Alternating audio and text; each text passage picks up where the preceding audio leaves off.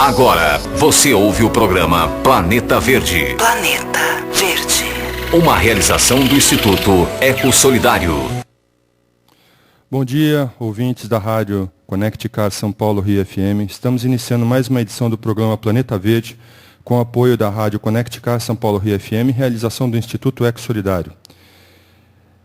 Hoje a gente vai conversar aqui com o engenheiro William Portela, o engenheiro agrônomo William Portela, e o assunto hoje aqui é arborização urbana, Parque do Banhado, IPTU verde, etc. Bom, hoje tem vários assuntos aí para a gente conversar com o William. Bom dia, William.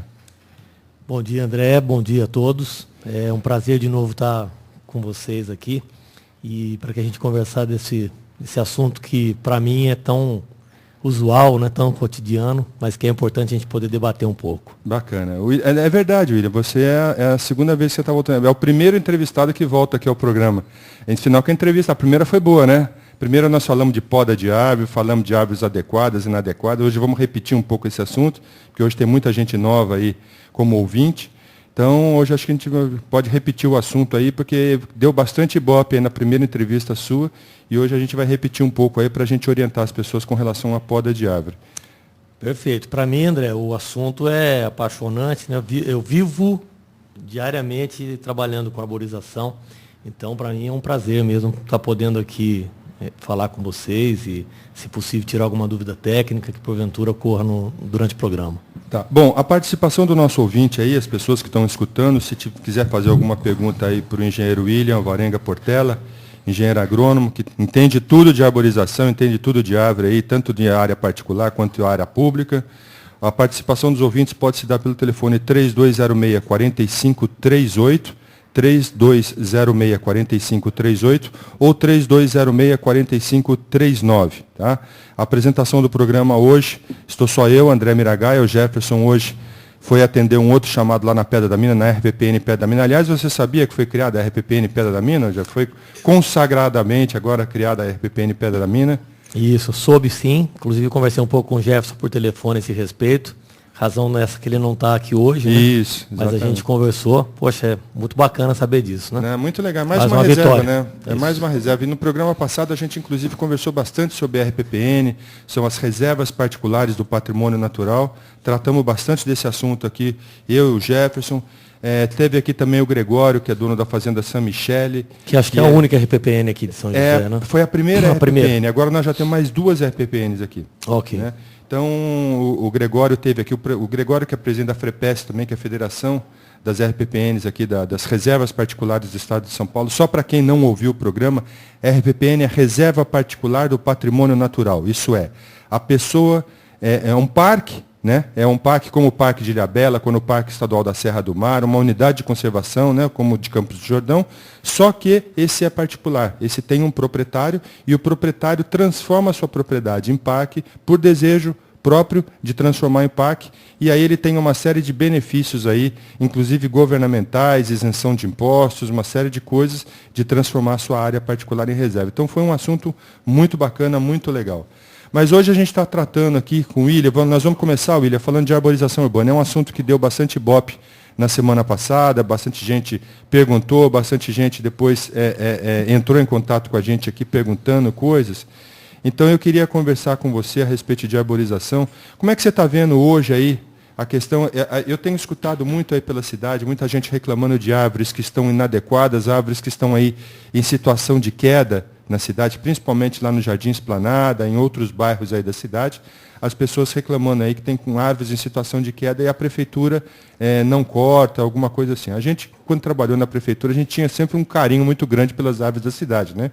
A gente não deixava muito cortar as árvores da cidade por conta da preocupação que a gente tem mesmo com a arborização urbana. Como é que você está vendo hoje, William? Você que percorre a cidade diariamente aí, que vê tudo, trabalhou com a gente, conhece aí o poder público por dentro e agora está do lado de fora aí vendo como é que está acontecendo. Como é que você está vendo a questão da arborização aqui em São José? Então, uma coisa importante da gente dizer é que São José tem uma lei própria, né, sobre a arborização urbana, que é a Lei 5097, né, Lei Municipal 5097, que é de 1997. Apesar dela ser já um pouco antiga, ela é muito importante. Isso contrasta com a grande maioria dos municípios do Vale do Paraíba e de outros do estado de São Paulo. Bom, essa lei prevê que para todo tipo de árvore que tem o caule superior a 5 centímetros. Caule superior a 5 centímetros é o diâmetro do caule. O diâmetro do caule de 5 centímetros, ou seja, se ele for um pouquinho mais grosso do que um cabo de enxada, certo. Para qualquer tipo de intervenção nessa árvore, seja ela em área particular ou área pública, tem que ter autorização do poder público. Quando a árvore se encontra em logradouro público, ou seja, praça, calçada, áreas verdes, a responsabilidade é da SSM. Secretaria de Serviços Municipais. De Serviços Municipais. E quando ela está em área privada, a autorização é fornecida, ou a análise é fornecida pela Secretaria de Meio Ambiente. Isso está previsto nessa lei. Que está em área particular, aí, no caso. Área particular, só através da autorização da Secretaria de Meio Ambiente é que pode ser feita alguma intervenção. Certo. Muita gente pensa, poxa, mas eu plantei a árvore está dentro da minha casa, a árvore é minha. Certo. Na verdade, não é assim que funciona diante dessa lei. Todo tipo de intervenção, a supressão, inclusive a retirada da árvore, ela tem que ser autorizada pela Secretaria de Meio Ambiente, porque senão ela se torna ilegal e gera uma multa em torno aí de R$ 1.000 e tantos. Bom, só por esse fato, eu já acho que São José dá um passo adiante, porque ela está protegendo, através de leis próprias, as árvores que a gente tem na cidade. Bom, agora falando um pouco daquilo que você começou a dizer, né? A gente tem árvores com risco de queda, a gente tem árvores que estão danificando a calçada, a gente tem árvores cuja copa está chegando até na fiação, né? Elétrica, de telefone ou de cabo, e isso sempre causa uma certa preocupação da população. Bom, eu acho que o mais importante de tudo isso é a gente saber que essa arborização no passado, ela foi feita muito sem critério, tanto pela própria população, que achava uma árvore bonita e plantava na porta de casa, e só depois ela descobria que essa árvore era prejudicial. E tem muita gente ainda, né, William, que acha que pode plantar árvore na porta de casa. Muita gente até reclama, né? Isso. Que não é permitido plantar árvore na porta de casa, e o cara fala ainda, pô, a prefeitura não deixa eu plantar árvore, pô. Isso. E, pois é, na verdade, o que acontece? A pessoa, sem ter conhecimento técnico, ela planta uma árvore errada, que a princípio é pequenininha, né? E que depois vira uma briga, que depois vira um impasse e a pessoa não consegue depois administrar essa árvore na própria porta de casa, né? Então, essa lei ela é muito importante nesse ponto também, porque daí a prefeitura se propõe a dar aí todo um apoio técnico, a dizer quais são as espécies adequadas, quais são as espécies, inclusive, que são proibidas a gente colocar, porque existem algumas que estão próximas às áreas de preservação permanente. Algumas árvores são espécies exóticas, ou seja, fora do nosso país, e são invasoras. Elas invadem e produzem um grande número de sementes que se espalham e crescem desordenadamente. Então, o que eu penso hoje, André? A prefeitura está fazendo o seu papel, eu sei que talvez não esteja fazendo na velocidade que a população espera, mas as árvores que hoje estão sendo plantadas são árvores adequadas, são árvores indicadas para a região urbanizada, e está se evitando realmente o plantio de árvores que depois venham causar problema. Porque é exatamente isso, né, o William? Agora, tem uma outra coisa também, né, William? A gente discute muito essa questão da arborização urbana, as árvores adequadas, as árvores inadequadas. Eu, sinceramente, eu tenho uma opinião, você já conhece a minha opinião, mas é sempre bom a gente retornar. Eu acho que a árvore inadequada não é aquela que tem altura que pega na fiação elétrica, né? Eu acho que aí o problema é a nossa eterna EDP, Bandeirantes Energia, que insiste em manter essa fiação elétrica por cima da rua, e aí tem que fazer aquelas podas, porque nós temos muitas árvores antigas aqui em São José, né? Você vê várias ruas aqui, várias avenidas aqui em São José, avenidas tradicionais aqui em São José, que tem árvores muito bonitas, tem figueiras, tem árvores grandes aí, flamboyantes, etc. E são árvores bonitas, são árvores floríferas, são árvores que atraem fauna, que atraem pássaros, etc. E, de repente, essas árvores começam a virar um estilingue, né? Aí o cara começa a fazer aquele tipo de poda, como é que chama aquela poda que eles fazem? Poda em V ou poda em W, né? E aí vira um estilingue, né? Aí a árvore vira estilingue na rua e fica aquela coisa horrível, porque assim, o cara vai podando, aí acontece um outro fenômeno que você vai explicar pra gente também, que é a vassoura de bruxa, né, que no programa passado foi muito legal, que muita gente perguntou, vassoura de bruxa, mas que raio de vassoura de bruxa é essa? Então, você explica depois aí didaticamente para o pessoal entender. Mas eu sei que as pessoas, principalmente a EDP Bandeirantes Energia, vai dando essas podas em V na árvore, vai desbalanceando a árvore, vai deixando a árvore cada vez mais fraca. E aí a gente tem problema de queda de árvore, a gente tem problemas aí na época do verão, quando você tem aquelas ventanias temporais, etc. Árvore que cai em cima de carro, árvore que cai em cima de casa, que cai em cima de pessoas, etc. Então, eu acho que precisava realmente era ter uma outra política aqui, né? Depois eu vou falar um pouco mais dessa questão da EDP, mas explica para a gente essas podas que muitas vezes acabam com a árvore, que muitas vezes destroem a árvore, até para o nosso ouvinte saber como é que ele faz uma poda na árvore que ele tem na casa dele. Muitas vezes o cara quer podar, não sabe que época podar, não sabe como é que ele faz essa poda tudo. Então dá só um panorama aí para o nosso ouvinte, William, para o pessoal saber como é que se faz uma poda de árvore corretamente para a gente não enfraquecer mais ela ainda. Tá bem. É importante você falar sobre a fiação, porque, assim como eu estou dizendo, a gente tem um planejamento, né, uma programação para a arborização urbana, e isso todas as cidades devem ter, né? São José ainda não tem, está caminhando para isso, mas ainda não tem, não que eu saiba. Eu acho que deveria também ter uma programação com relação à EDP Bandeirantes. Por quê? Porque tem várias ruas que o que a gente vê são fios dos dois lados. Onde é que a gente vai ter árvore? De repente, a parte de iluminação é mais importante até do que o meio ambiente, porque já nós vamos virar um desertão, uma cidade cheia de fio, sem nenhuma árvore, porque aonde tem fio, a gente incompatibiliza com a árvore.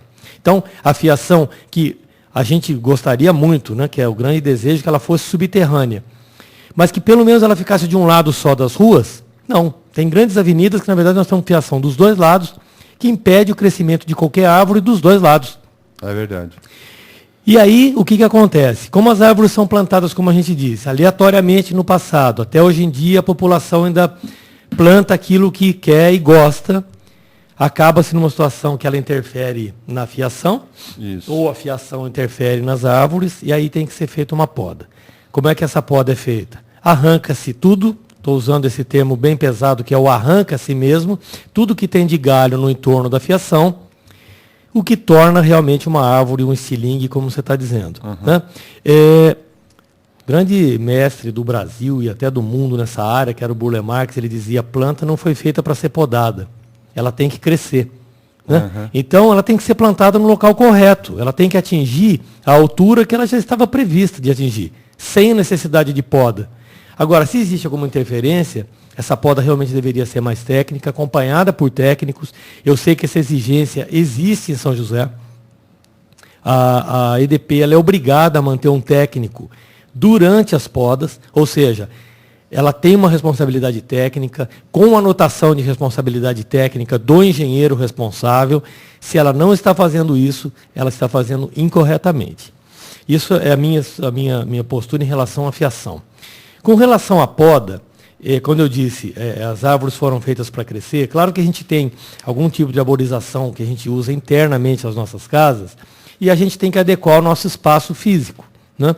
Então, as podas normalmente elas são feitas, devem ser feitas após a frutificação. Então, a árvore nasce, cresce, dá flor, dá o fruto e dá a semente, aí então é a época adequada para se fazer a poda. É normalmente nessa época, depois da frutificação. Não importa em que época do ano. Então, e árvores que não têm frutos?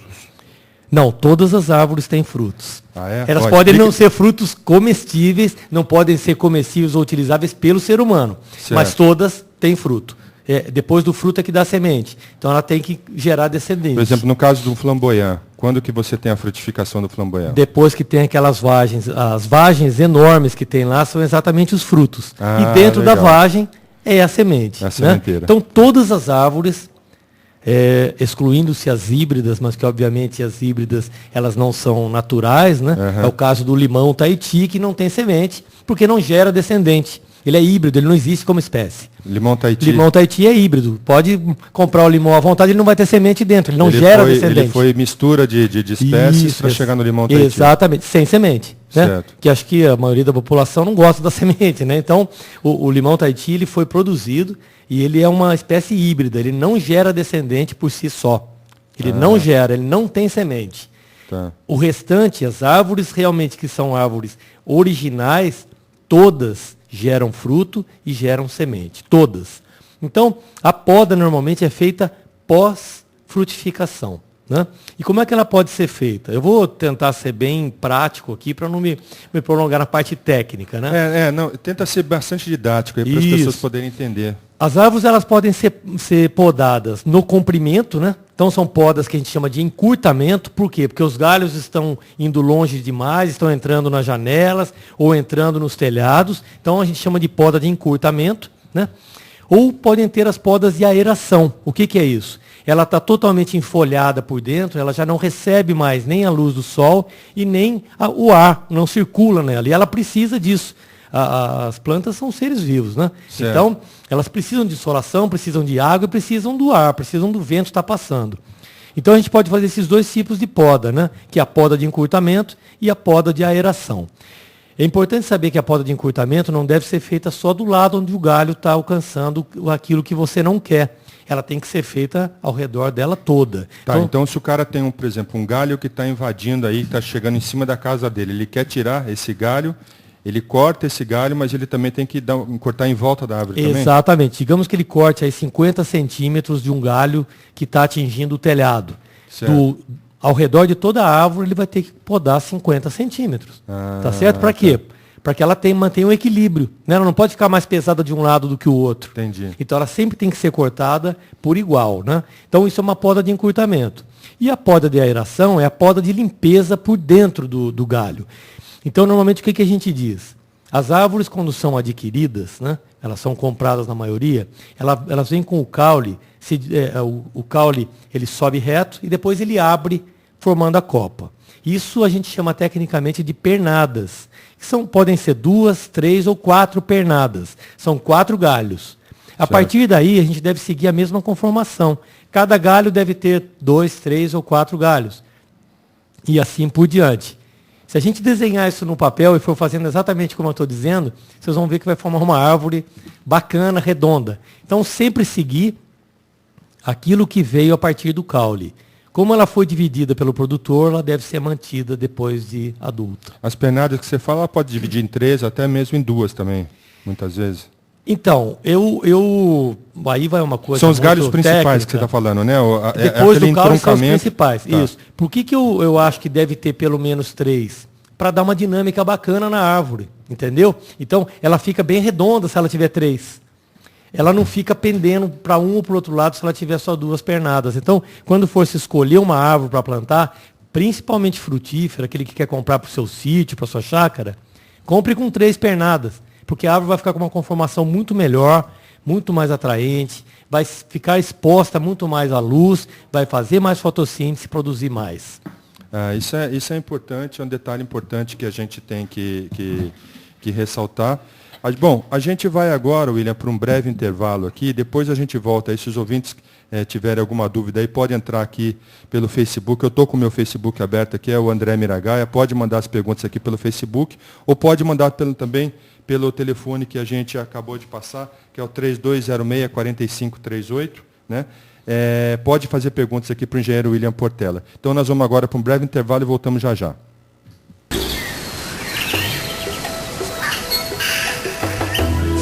Voltamos a apresentar programa Planeta Verde. Planeta Verde. Uma realização do Instituto Eco Solidário.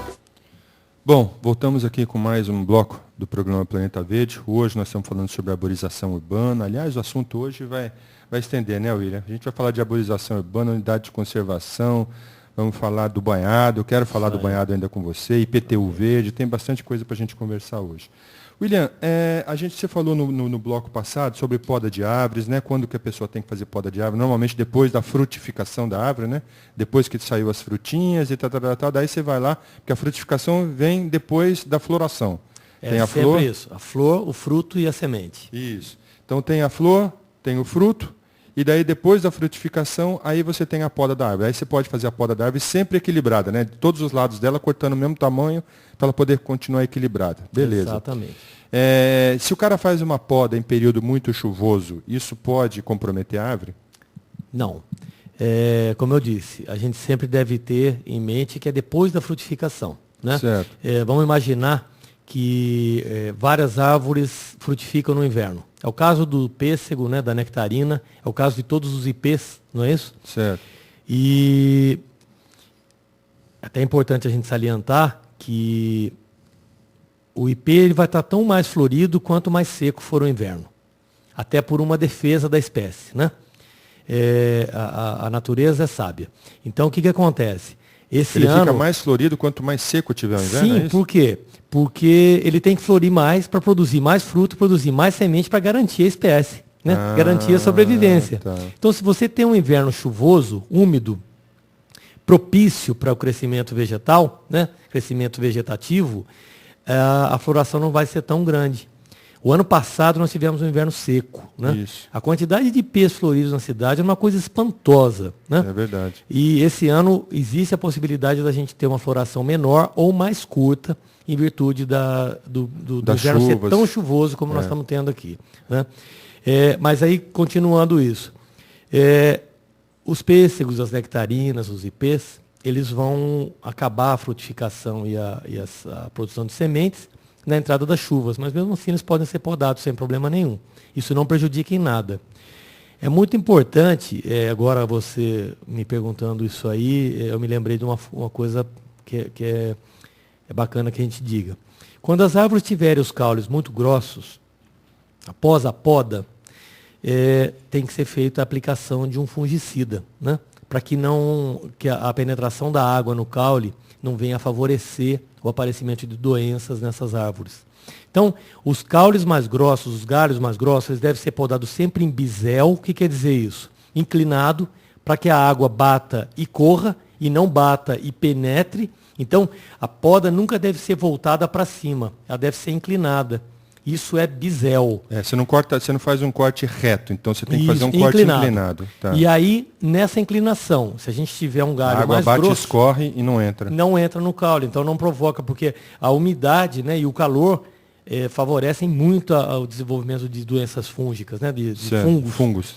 Então, é importante que faça esse corte inclinado, né? E aí, se os galhos forem grossos eu digo o quê?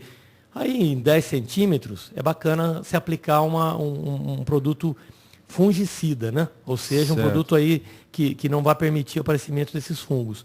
Um produto muito usado e inócuo à saúde humana, né? É a calda bordaleza, ou pasta bordaleza, vendida no mercado. Aí é sulfato de cobre, né? O cobre é o principal inimigo do fungo, né?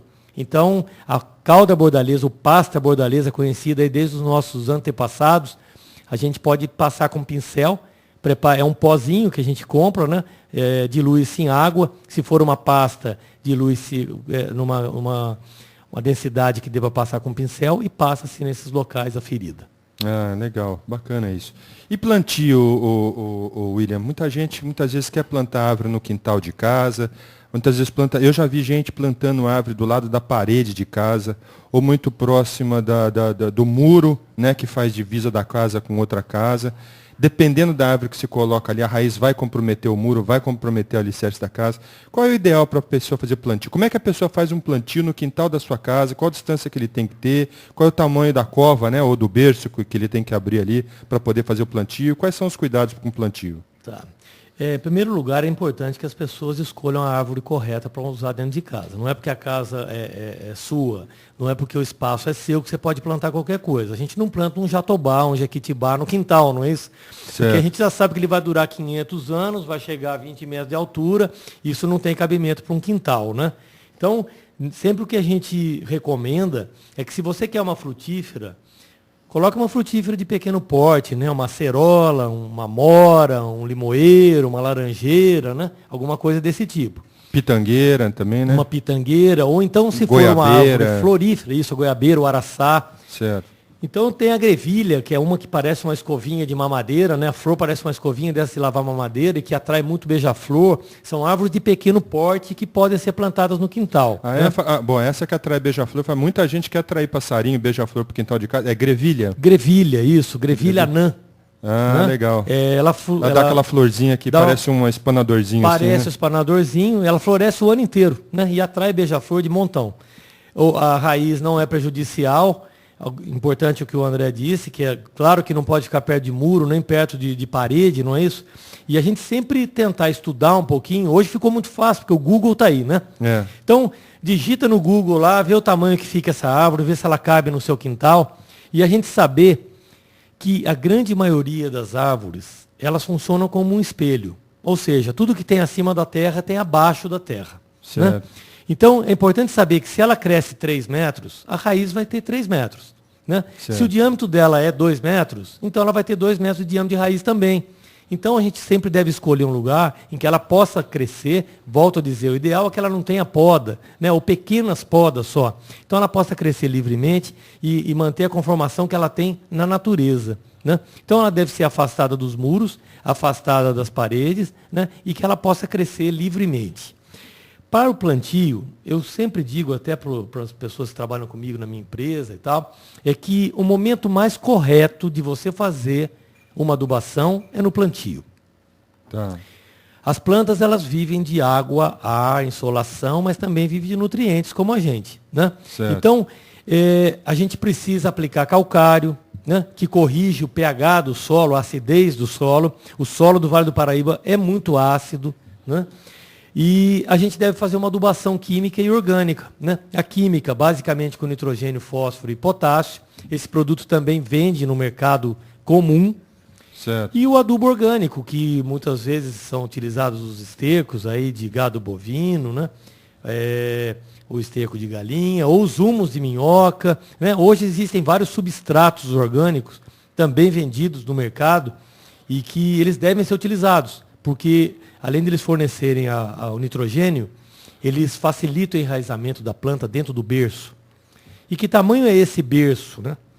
Eu sempre recomendo que ele seja no mínimo de 40. O berço é o buraco que nós vamos colocar. Isso, né? Que você gosta de falar o pessoal chama berço. de cova, mas eu chamo de berço, porque no berço se coloca um bebê. Né? E o que você vai plantar é um bebê. Então, na cova você põe um defunto. Na cova você põe um defunto, não é isso que a gente quer plantar. Né? Não é disso que eu estou falando aqui hoje. Sempre quadrado, nunca redondo, ele deve ser quadrado, porque senão ele causa um fenômeno que se chama espelhamento na raiz. E como eu já disse para vocês, que a árvore funciona como um espelho, se a raiz estiver enrolada embaixo, a copa vai estar enrolada em cima. Né? Enrolado, já chega um monte de problema que a gente tem aí. Então, os berços devem ser quadrados e no mínimo de 40 de lado, por 40 do outro lado, por 40 de profundidade. Esse é o ideal. Né? E aí, então, se aplica o adubo, né?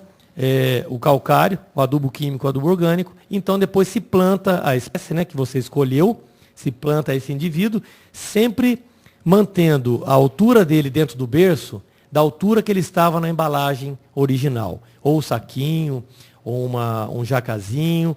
A altura que ele estava na embalagem é a altura que ele deve ficar no berço. Espera um pouquinho. A árvore vem dentro do saquinho. Isso. O quanto ela estiver enterrada na terra dentro do saquinho, é o quanto ela deve ficar enterrada na terra. Porque tem gente que gosta de faz os sufocar, 40 e depois enfia a planta lá embaixo. Isso. Aí você vai causar o que a gente chama de podridão de colo, né? Que é o início do caule, ele apodrece, um fungo ataca e a árvore morre. Né? Então a gente tem que plantar sempre na mesma altura que ela veio na embalagem original. Entendi. Isso é importante, hein? Isso é um dado importante, porque eu me lembro muitas vezes que eu já vi gente fazer plantio e muitas vezes realmente põe a muda lá dentro do buraco e cobre quase toda e deixa uma folhinha verde para fora, né? Então isso realmente pode matar a muda. Pode matar a muda por uma doença de colo, uma doença fúngica, né? Causada por um fungo. É importante, a pessoa às vezes fala assim, mas então para que eu tenho que abrir esse berço tão grande se eu vou colocar do tamanho que estava no saquinho? Vou voltar a dizer, o que a gente está plantando é um bebê. E essas raízes, elas devem encontrar um ambiente bacana, ideal. Então, quando a gente abre um berço de 40 por 40 por 40, toda essa terra no entorno vai estar uma terra solta. Você fala, isso, né? 40 centímetros. 40 centímetros de profundidade, 40 centímetros de um lado e de do outro diâmetro, lado. né? Isso. Então, essa terra toda vai estar mais fofa. Vai estar uma terra macia. E aí a raiz pode entrar. Exatamente isso. Tá. Eu me lembro até, William, nós participamos juntos, tivemos a oportunidade de participar junto de um congresso sobre arborização urbana em Manaus. Você lembra disso, né, que a gente foi? E lá em Manaus eu me lembro de ter visto um exemplo, acho que nos Estados Unidos, de arborização urbana, em que eles deixavam a terra abaixo das calçadas fofa. exatamente para as raízes não saírem, porque o que acontece é que a raiz, muitas vezes ela pega a terra muito compactada, muito dura, e a raiz sobe para a superfície, estoura a calçada e vem para cima, ao invés de ir para baixo, né? Esse é um dos motivos. E o segundo é que realmente a árvore não se desenvolve. Ela vai passar 10 anos e não vai crescer mais do que 1 metro aí. Por causa do comprometimento da raiz dela, né? Isso, do comprometimento, porque é muito compactado o solo, né? Certo. Essa experiência que você me disse, eles, acho que foi em Nova York, se eu não me engano, a cidade que eles usaram isso, fizeram verdadeiros túneis abaixo das calçadas. E aí ele deixa uma terra um pouco mais fofa, uma terra muito, sem tanta compactação, planta a árvore, a raiz consegue penetrar no solo, vai descendo, vai buscar os nutrientes do solo e não vem para a superfície, como é o que a gente vê muitas nas calçadas aqui em São José, né, William? Acontece isso. A gente tem muita calçada aqui estourando, mas as pessoas muitas vezes não conseguem caminhar na calçada porque estoura a calçada, porque a raiz vem para cima exatamente por causa de solo compactado, né? Um dos motivos é exatamente Um dos grandes motivos é esse, né? Outros motivos também, quais são? Como eu disse que a árvore é um espelho, se você tem um desenvolvimento de um caule muito baixo, um galho sai do caule a cerca de 1,20 m, 1,30 m. Certo. A raiz está saindo exatamente nessa altura. Então a tendência dela é realmente subir. Essas são aquelas árvores que a gente diz que são inadequadas, né? Eu falei muito do flamboyant, é uma das árvores preferidas minha, inclusive, mas ela não é nativa do Brasil, ela veio da África do Sul. Mas ela é uma árvore que tradicionalmente ela tem as raízes superficiais. Ela jamais vai ser uma árvore bem utilizada nas calçadas, né? Tá. Mas a conformação dela é essa. Ela é tão bonita, né? Tem tantas plantadas aí pelas calçadas, né, na cidade toda, mas a raiz dela vem para cima, né? Vem, ela é natural. Naturalmente ela é assim. Eu sempre faço a comparação com um cachorro, né? A pessoa compra um dog alemão, leva para o apartamento, depois fala que ele cresceu. Né? Não é que ele cresceu, ele ia crescer, virar um bezerro mesmo. Não tem jeito. Então a pessoa compra um flamboyant pequenininho, né? E planta. O que vai acontecer? Ele vai crescer. Certo. Porque ele é assim. Ele é daquele tamanho. A natureza dele é essa. A natureza é essa, não tem jeito. Essa é a conformação. Tá legal. William, rapidamente, vamos falar sobre a questão do IPTU verde. Aqui em São José nós temos uma política de IPTU, né, de IPTU verde. Dá uma explicação rápida para a gente aí, o que é o IPTU verde aqui em São José, para as pessoas poderem entender melhor, até as isenções que podem ter de IPTU. Isso. Eu sempre gosto muito de valorizar essas situações, porque o brasileiro ainda se mexe muito mais quando se mexe no bolso dele, né? E, claro, ninguém gosta de pagar mais imposto, né? Então, o IPTU é um imposto para áreas urbanas, né? Mas que, outra vez, São José parte na frente de outros municípios, a partir do momento que está previsto em lei que se você tiver uma área de preservação permanente, ou uma reserva legal, ou uma floresta heterogênea em áreas urbanas, onde está incidindo IPTU, desde que essas áreas estejam arborizadas com espécies nativas, não adianta ser eucalipto nem pinos, né? Você tem a isenção. No caso das APPs, das reservas legais... Área de preservação permanente, isso, que fica em margem de rio, né? Margem de rio, em volta de nascente. Isso. Se essas áreas estiverem arborizadas, se estiverem incidindo sobre ela IPTU, você pode pedir a isenção, não é nem redução. É a isenção total do IPTU sobre essas áreas. Áreas de preservação permanente e reservas legais. Porque no passado eu me lembro que muita gente que tinha propriedade, principalmente naquela região de Urbanova, tudo, o cara tem uma propriedade, né? E a propriedade dele chega até próximo da margem do rio, e aí ele quer doar essa área para o poder público, né? Ele quer doar para a prefeitura, ele quer se livrar daquilo porque é uma APP. E o poder público não quer, E obviamente. o poder público não quer adquirir a área, mas se ele mantiver aquilo preservado, ele pode ter isenção de IPTU sobre aquela área. Aquela área para de dar despesa para ele. Exatamente. Tá. Isenção total. E é importante a gente saber, porque às vezes a pessoa fala assim, mas eu vou arborizar minha área, depois eu nunca mais vou poder fazer nada lá. Não é depois. Você nunca mais vai poder fazer nada. Poder fazer nada porque o Código Florestal não permite que não se faça. Não permite, né? E não vai permitir. Então, se você tem uma área de preservação permanente, nós temos córregos muito importantes em São José. Vou aproveitar até porque eu acho que é bacana as pessoas saberem, né? Vamos só fazer o seguinte. Esse assunto é um assunto muito interessante, que é o IPTU verde. Tá. A gente vai por mais um breve... Voltamos a apresentar programa Planeta Verde. Planeta Verde. Uma realização do Instituto Eco Solidário. Bom, entramos agora no último bloco do programa Planeta Verde. Hoje nós estamos aqui com o engenheiro agrônomo William Alvarenga Portela. E já falamos aqui sobre plantio, sobre poda de árvores, cuidados com as árvores. Falamos sobre arborização urbana em São José, os problemas, como é que a gente faz. E aí o William estava falando sobre IPTU verde, né, William? Você estava dando um panorama aí sobre o IPTU verde, é uma lei daqui de São José dos Campos, Isso, desde a época lei que a gente estava na prefeitura. Fala um pouquinho mais dela aí, só para as pessoas a saberem. a lei 319, né? Lei Complementar Municipal 319 de 2007. E sobre o IPTU de áreas de preservação permanente e reserva legal é o artigo 69, né? Então, hoje esse artigo está muito bem descrito, ele fica muito claro, né? Todas as pessoas que tiverem, então, só recapitulando um pouco, tiverem aí áreas de preservação permanente, geradas por córrego ou por nascente, né? Não vou adentrar em topo de morro, que não é o caso de área urbana, então não tem IPTU, não tem incidência de IPTU. Uhum. Ou tiverem reserva legal, desde que elas estiverem arborizadas com espécies arbóreas, né? Então são arborizadas com espécies nativas, eles podem pleitear a isenção, volto a dizer, não é redução, é isenção de IPTU relativo a estas áreas, né? Eu estava começando a falar um pouquinho no último bloco aí, que São José é banhado por vários rios, não é isso? O principal é o Rio Paraíba, e o Rio Paraíba ele gera área de preservação permanente dos dois lados das margens de 100 metros. Né? Depois nós temos 3 rios aqui, o Rio do Peixe, em São Francisco, o Rio Buquira e o Rio Jaguari, que vem aí da Zona Norte, geram área de preservação permanente de 50 metros de cada margem.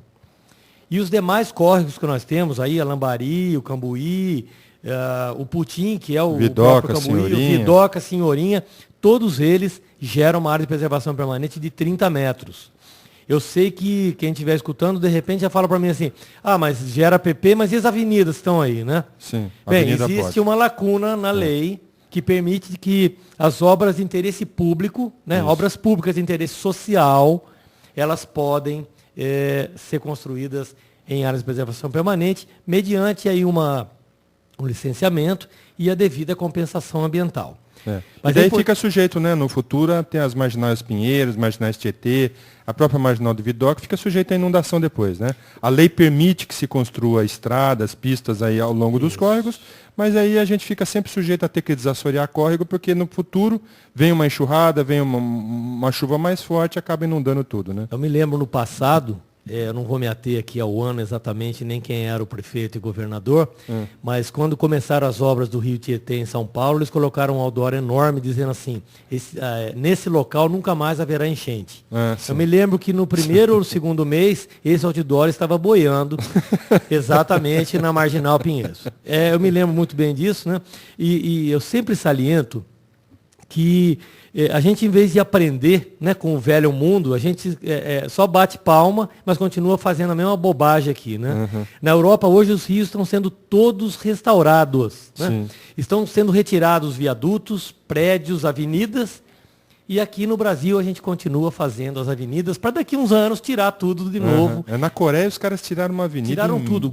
Os peixes voltaram, as pessoas pescam nos rios hoje na Coreia. É uma coisa impressionante. E rio não é só uma questão de beleza, né? O rio é essa questão, tem que ter cuidado mesmo, porque primeiro é a água que muitas vezes a gente bebe, é a água que fornece para o abastecimento público e também é uma área sujeita à inundação, né? Eu costumo dizer que a água só obedece à lei da gravidade. Isso. Né? A água, então, choveu na cidade, vai para o lugar mais baixo. Qual o lugar mais baixo? Onde tem um rio, onde tem um córrego. Entendeu? Então, se o cara ocupa em volta de um córrego, está sujeito a ter inundação mesmo, né? Se impermeabiliza totalmente no entorno, né? Então, eu costumo dizer que depois que você urbaniza essa área sem responsabilidade, o rio vai receber uma água onde ele não recebia, numa quantidade que ele não recebia e numa velocidade que ele não recebia. Exato. E depois ele vai ter que se adequar a disparar tudo isso. E depois o cara reclama que a casa dele está cheia d'água, né? Porque exatamente. Tá na beira do rio.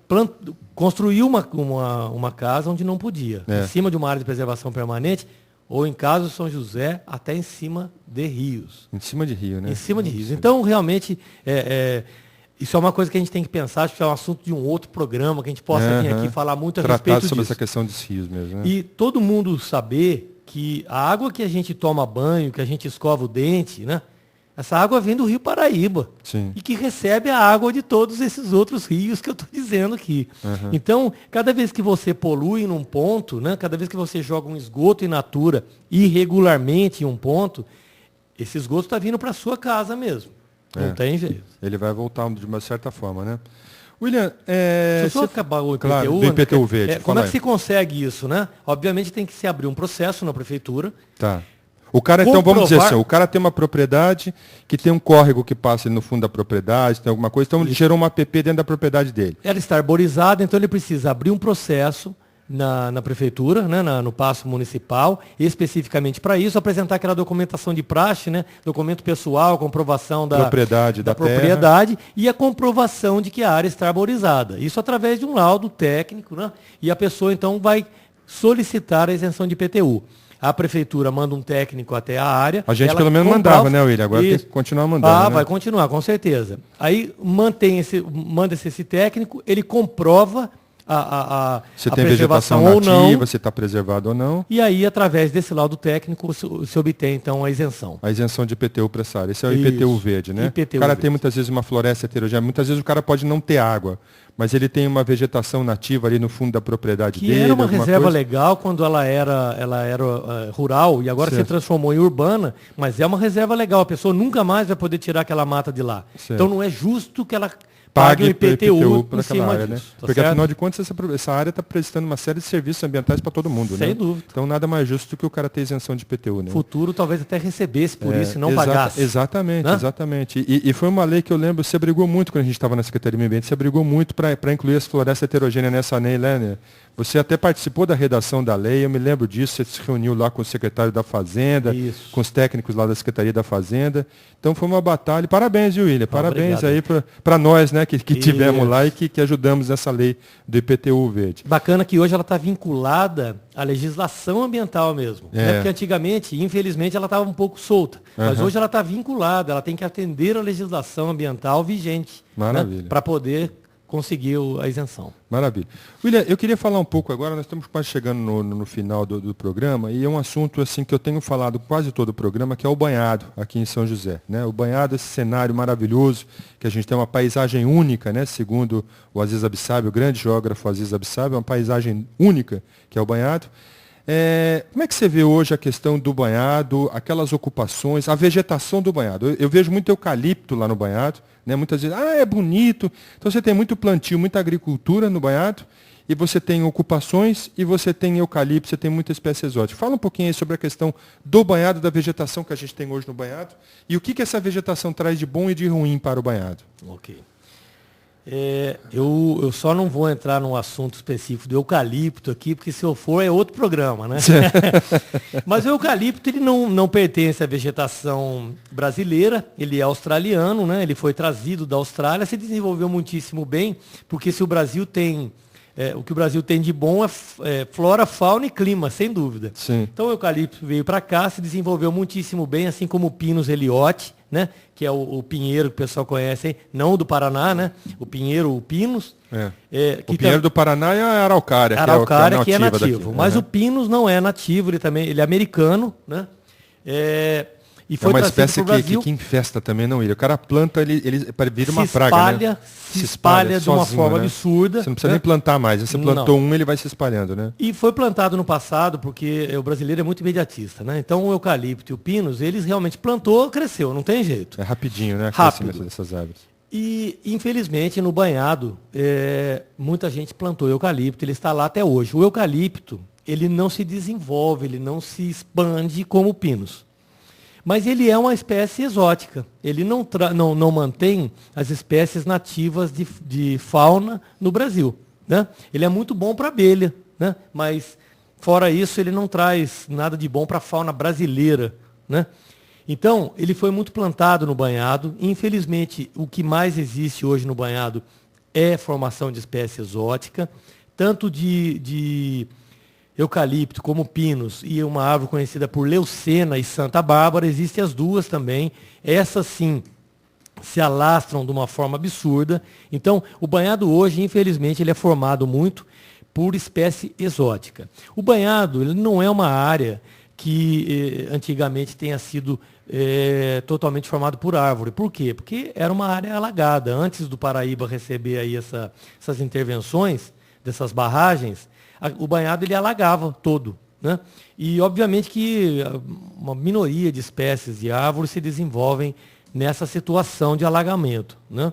Então, o banhado, ele não apresentaria uma vegetação exuberante de floresta, por exemplo. Tem a vegetação característica, nativa, mas que hoje, infelizmente, está completamente alterada ou antropizada, como a gente usa tecnicamente. E isso no futuro, agora que ela já é uma unidade de conservação, a gente espera que se preveja a gente retornar, ainda que lentamente, a vegetação original do banhado, né? Agora, William, o banhado virando agora uma unidade de conservação, virando um parque, a expectativa é que o prefeito Carlinhos de Almeida dê continuidade a esse projeto que a gente começou lá atrás, né? E faça a aquisição das áreas e transforme realmente o banhado num grande parque, numa grande unidade de conservação. Essa vegetação que tem lá, que é exótica, que você acabou de citar, o banhado no futuro a gente poderia fazer do banhado um reflorestamento do banhado, porque na verdade é o seguinte, o banhado era uma área inundável, por isso até que ele chama banhado, as cheias do Rio Paraíba inundavam o banhado todo, mas com a construção das represas, a cheia não existe mais, você não tem mais o problema das enchentes lá no banhado. Beleza. Daria para a gente fazer no banhado um reflorestamento, inserção aí de espécies nativas da Mata Atlântica na área do banhado para fazer uma área de solteiro de quer dizer, transformar o banhado realmente numa grande unidade de conservação que possa servir para a população de São José, que possa ter animais, pássaros, aves aí, que pode melhorar muito o ambiente em São José, o meio ambiente em São José e principalmente um abrigo para a biodiversidade. Né? Outro dia eu até postei no Facebook as maritacas, né? Tem uma revoada de maritacas aqui pela área central da cidade, como eu nunca vi um volume tão grande, um número tão grande de maritacas assim. Isso é retrato da arborização, isso é retrato das áreas de preservação, isso é um retrato de um trabalho grande que vem sendo feito há alguns anos aqui em São José de recuperar a vegetação. O banhado daria para a gente fazer um reflorestamento, daria para a gente introduzir espécies no banhado, espécies nativas da Mata Atlântica e transformar realmente num grande parque? Então, eu acho que um parque, André, ele é formado por uma diversidade enorme, tanto de solo como de locais com mais, vou tentar ser bem prático, com mais água ou mais seco, né? Mas o banhado ele tem as suas características naturais e deve ser mantido com essas características. A arborização mesmo seria mais no entorno, né? Nas áreas com aclive um pouco mais acentuado do que as áreas de baixada. A gente chama do talude do banhado, que é o barranco. Os taludes ali, né? Do banhado, né? Agora, no interior dele mesmo, a gente teria que fazer realmente um estudo, né, de ocupação anterior, que tipo de vegetação que tinha. Volto a dizer, o banhado provavelmente não tinha no passado uma floresta exuberante, porque não é característica do tipo de solo. Exatamente, que é uma várzea, né? Ele é um solo úmido, ele continua sendo úmido porque o freático continua passando por ali. Tá. Né? Agora, no entorno, com certeza absoluta, e acho que a fauna é atraída por vegetação arbustiva e rasteira também. Certo. Né? Por diversos roedores, pássaros, né? Insetos que são muito importantes, polinizadores. Certo. Mesmo nessa vegetação arbustiva ou rasteira. Tá. Né? Então eu acho que esse deve ser o futuro da recuperação aí do banhado. Né? Você falou um pouco das ocupações e isso realmente é preocupante. Né? Claro que a gente tem ocupação lá, as pessoas elas vivem lá há muito tempo, mas lá não tem coleta de esgoto. Pois é. Então, todo esgoto gerado pelas casas do banhado vai para onde? Para o Rio Paraíba ali, né? Ou para o subsolo, né? Ou para o próprio banhado. Né? O banhado ele é repleto de valetas, né? Que foram feitas no passado. Canais de drenagem. Canais de drenagem, né? Porque o banhado ele recebia as águas que corriam. A chuva caía na cidade, desce pelo banhado e pegava esses canais de drenagem para voltar para o Rio Paraíba. Exatamente. Boa parte deles, né? Que o plantio foi utilizado para plantio por muito tempo e então se sistematizavam as várzeas através de valetas, né? Então esse valeteamento que foi feito, ele perdura por um tempo. Tem gente que acha que o banhado está cheio de rio dentro. Não tem nenhum. O banhado não tem nenhum rio dentro. Só tem o Rio Paraíba. O banhado não tem nenhuma nascente dentro. Isso foi uma discussão muito grande que eu tive no passado. O banhado não tem nascente. E o banhado não tem córrego, ele não tem. Tudo que aparece de água lá é por intervenção. Certo. Não existe nenhuma nascente natural, nenhum córrego. É água de chuva que cai na cidade e que desce para lá, né? Através do sistema de galeria mesmo, que deposita para lá. Agora, é importante saber o quanto insalubre, né? O quanto pouco saudável é a área do banhado por conta de todo esse esgoto, que por razões óbvias, se não tem coleta, ele é disparado exatamente no banhado. Então, o banhado hoje Provavelmente é uma área muito contaminada por esgoto doméstico, principalmente. Tá legal. Ô William, bom, infelizmente o nosso tempo já chegou ao fim aqui e eu gostaria de te convidar, já fazer um convite para você. No próximo programa, provavelmente a gente vai ter aqui o secretário de Transporte, o Wagner Balieiro, né? Falando aí sobre os corredores de ônibus, sobre as ciclovias, sobre uma série de iniciativas ambientais aí da parte de vista do transporte público, mas eu gostaria de te convidar, já deixar o convite, para a gente tratar de um assunto especificamente, falar só do banhado, né? Porque o banhado realmente ele é muito importante para São José e a gente precisa realmente de um programa especificamente para falar dele, não só você, mas trazer o professor Morelli também, o professor Ademir Morelli, que é muito bom, que conhece, que estudou muito o banhado também, né? Que eu acho que é um assunto que a cidade toda se interessa muito por ele. Nós já estamos aqui com o Lino Pedrosa, que está chegando aqui para fazer o programa dele. Bom dia, Lino, tudo bom? Tudo bem? Bom dia. Tudo bem. O Lino que vem com a programação musical agora de excelente qualidade, de excelente gosto musical. E eu já estou invadindo parte do programa do Lino aqui. Mas é interessantíssimo esse assunto sobre o banhado, né? É muito interessante, né? Eu tenho até a curiosidade de fazer uma pergunta. Aquela estrada que tem a previsão de ser construída em cima da via férrea, Via banhado. Existe um projeto disso. Isso vai acontecer, não? Não, vai acontecer. Vai. Ele já está muito adiantado. Inclusive, o secretário de Transportes, o Wagner Balieiro, deve vir aqui no próximo programa e eu vou tratar desse assunto com ele também. A via banhado, quais são as precauções que estão sendo tomadas, o processo de licenciamento disso, né? Porque isso ficou tudo muito bem andado no governo anterior, né? Certo. Então o Wagner assumiu agora e a gente precisa saber como é que está andando isso. E o próprio Parque do Banhado também tem alguma intervenção com essa via banhado, tem uma interação com isso que a gente precisa saber o que está se pretendendo. É até uma continuação da Via Norte, não seria isso? É uma continuação com recurso do BID, então é recurso internacional, você já está liberado. Se a gente for ver ao longo desse trecho, a gente já vai ver que algumas casas próximo à via férrea, ali na área do Bosque dos Eucaliptos, já estão sendo retiradas porque a via vai começar a ser construída muito rapidamente. Mas será que aquela turma do PT que não queria tirar os moradores lá do banhado vai deixar? O Cosme, aquela moça lá, será que eles vão deixar agora tirar os moradores do banhado? Vai ter que ter desocupação. Né? Isso vai desafogar um pouco, vai desafogar muito o trânsito do centro da cidade, né? Principalmente a Via São José ali, né? Vai desafogar. Temos que pensar nessa benfeitoria também, né? Para E melhorar a qualidade do ar aqui do centro, né? E o fluxo de veículos também. Não, né? E é uma via com ciclovia, com arborização. Isso que é o interessante. Tudo isso a ciclovia já embutida nesse projeto futuro, que é o grande achado, é o grande projeto que eu acho que o cidadão tem que começar a usar a bicicleta. Como um europeu, um primeiro mundo, né? É verdade. Bom, esse programa teve a apresentação de André Miragaia, produção da jornalista Eloá Moreira, operação de áudio de Agner Moreira, direção-geral de Maurício Guizar, numa realização do Instituto Eco Solidário com o apoio da Rádio Connect Car São Paulo Rio FM.